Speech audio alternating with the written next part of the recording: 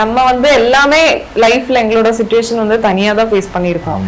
எந்த ஒரு heart situation ஆகட்டும் யாருமே வந்து நின்னது இல்ல. ஐரா பிறந்தப்போ நாங்க ஒரு 2 months அங்க இருந்தோம் என் வீட்டுல. அதுக்கப்புறம் இங்க வந்ததுக்கு அப்புறம் தனியா தான் மேனேஜ் பண்ணேன். அதே மாதிரி இடையில எனக்கு உடம்பு சரியில்லாம போனப்பாகட்டும், பாப்பாக்கு உடம்பு சரியில்லாம போனப்பாகட்டும், நானும் இவனும் மட்டும்தான் நின்று பார்த்தேன்னு தவிர மூணாவதா ஒரு ஆள் வந்து நின்னு பாக்குற அளவுக்கு எங்களுக்கு யாருமே இல்ல. சோ அப்படி இருக்கிற ஒரு சிச்சுவேஷன்ல அப்படியே ஐரா வளரும் போது எங்களுக்கும் வயசாகும்ல, அப்போ அவ தனி ஆயிடக்கூடாது அப்படின்னு எனக்கு ஸ்ட்ரைக் ஆயிடுச்சு. அட்லீஸ்ட் அவ கொஞ்சம் வளர்ந்து பெருசாகி ஃபோன் பண்ணி ஐரா நல்லா இருக்கேன்னு கேக்குறக்காச்சும் ஒரு சிப்ளிங்னு ஒருத்தவங்க வேணும்ல.